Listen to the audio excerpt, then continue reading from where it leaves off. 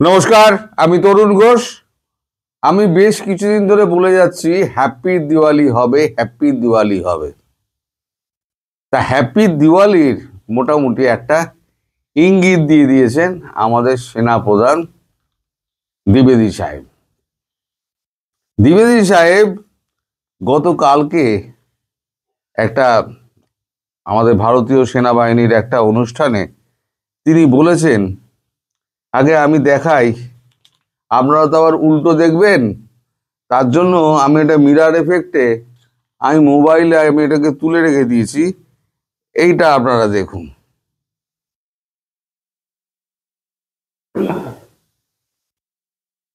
এটা মোবাইলে এফেক্টে mirror effect দিয়ে রেখে দিয়েছি। ট্রেলার সিঁদুর, ত্রিবেদীর হুঁশিয়ারি, মানে ওটা ছিল ট্রেলার।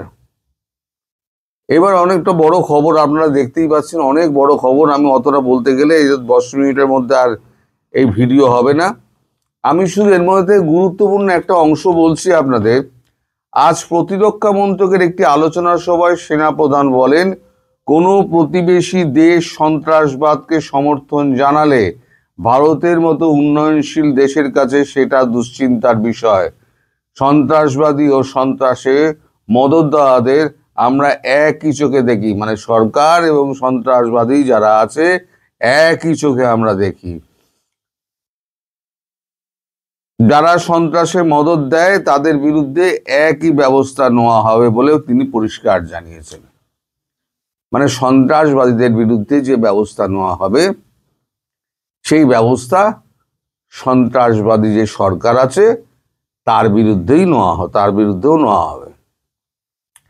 এখন এর সঙ্গে তিনি আবার একটা পরে সাংবাদিকদের সঙ্গে কথা বলতে গিয়ে স্টেজের বাইরে তিনি বলেন যে বাংলাদেশ বেশি যদি বাড়াবাড়ি করে তাহলে 22 কিলোমিটার 2 ঘন্টার মধ্যে 220 কিলোমিটার হয়ে যাবে। আর বাংলাদেশকে যদি তার অস্তিত্ব টিকিয়ে রাখতে হয়, রাজনাথ সিংকে এগিয়ে গিয়ে আরো এক কাঠি এগিয়ে গিয়ে বলেছেন, তাহলে অখণ্ড বাংলাদেশের চিত্র আর ম্যাপে থাকবে না। বাংলাদেশের প্রতি এটা আমার, সরকারের প্রতি এটা আমার বার্তা।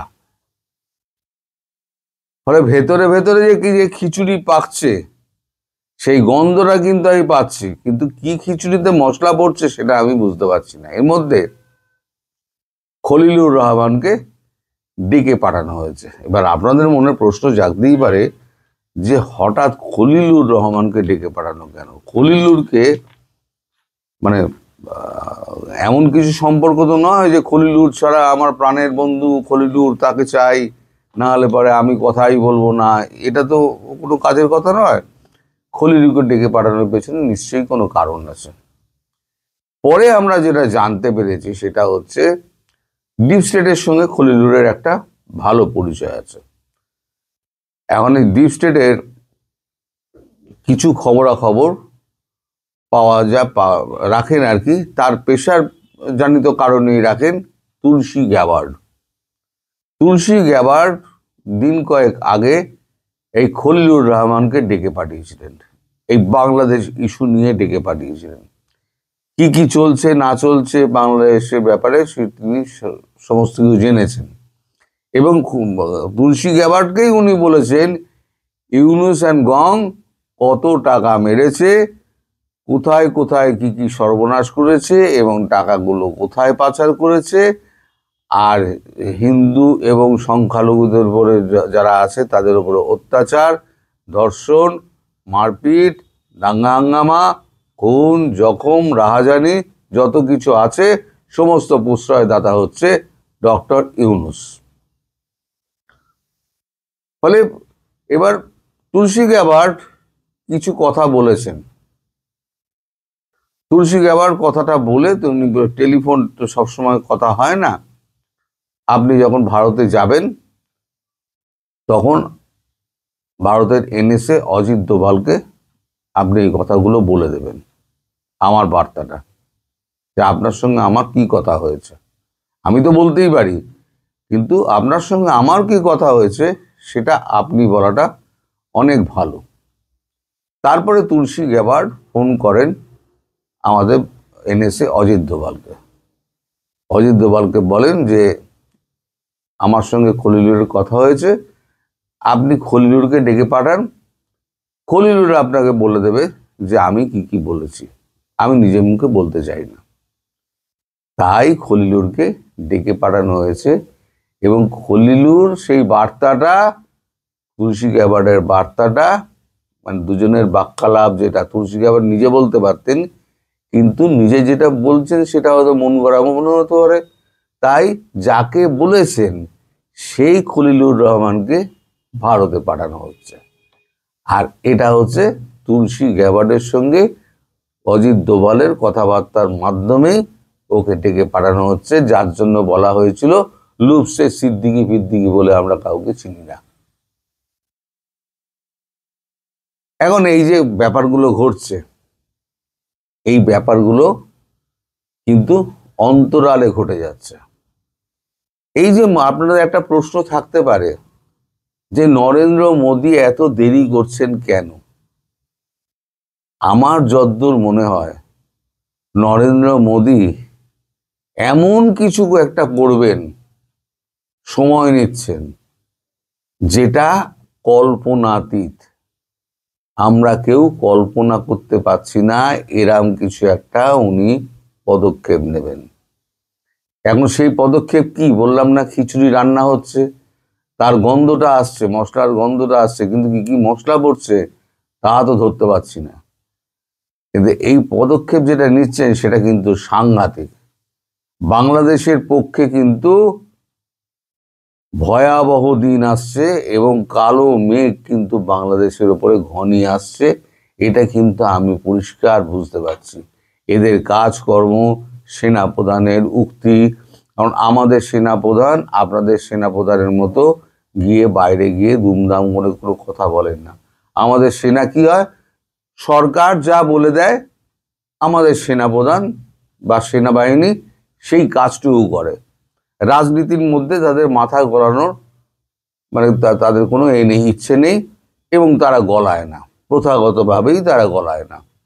তারা তাদের কাজটুকু নিয়ে থাকে।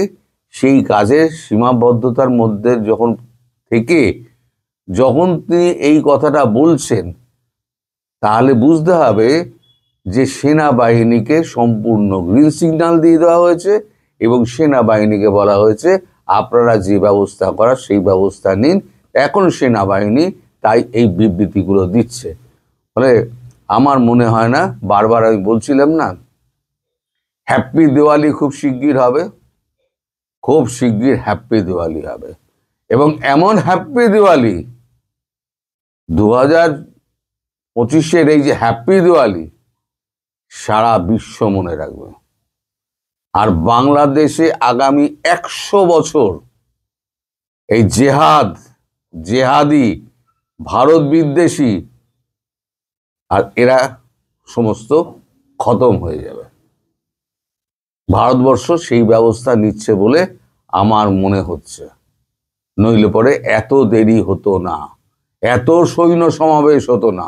বাংলাদেশকে মারার জন্য একদিন যথেষ্ট, তাহলে এত সৈন্য সমাবেশ, এত মিসাইল, এত ব্রহ্মোস, এত আপনার কি বলে ড্রোন, এত কি দরকার? বাংলাদেশ কতটুকু? ভারতবর্ষ যদি মনে করে একদিনের মধ্যে বাংলাদেশ দখল করে নেবে, কতটুকু সময় লাগবে? আপনারা নিজেরা খুব ভালো করে জানেন। আপনাদের সৈন্যবল কতটা আছে, আপনাদের সেনাবাহিনীর কে জিজ্ঞেস করুন, তারাই বলে দেবে কতক্ষণ লড়তে পারবে। একবার একজন সেনা অফিসার বলেছেন আপনার কতক্ষণ আপনারা লড়তে পারবেন। সে বলেছিল যতক্ষণ পর্যন্ত ওরা আসে, সময় লাগে, মানে পালাবার সময়টুকু আমাদের চাই। আপনাদের মানে একজন প্রাক্তন সেনাকর্তা নাকি বলেছেন শেখ হাসিনাকে ফেরত না দিলে তারা নাকি কঠোর ব্যবস্থা নেবেন। কি কঠোর ব্যবস্থা নেন আমি বিকেলবেলা সেই প্রসঙ্গে আসব, যে কেন ভারতবর্ষ তার সুরক্ষা বাড়িয়ে দিল। এটা কেন, কিসের জন্য, কাকে বার্তা দেওয়ার জন্য, সেটা আমি সন্ধ্যাবেলার ভিডিওতে বলবো। আজকে এই ভিডিও এইটার মধ্যে শেষ করলাম, হ্যাপি দিওয়ালির মধ্যে শেষ করলাম। হ্যাপি দিওয়ালি হবে হবে হবে এবং খুব শিগগিরই হবে ও মারাত্মকভাবে হবে, যাতে 2025-এর বাংলাদেশের হ্যাপি দিওয়ালি সারা বিশ্ব যাতে মনে রেখে দেয়। সবাই ভালো থাকবেন, সুস্থ থাকবেন এবং সাবধানে থাকবেন। নমস্কার।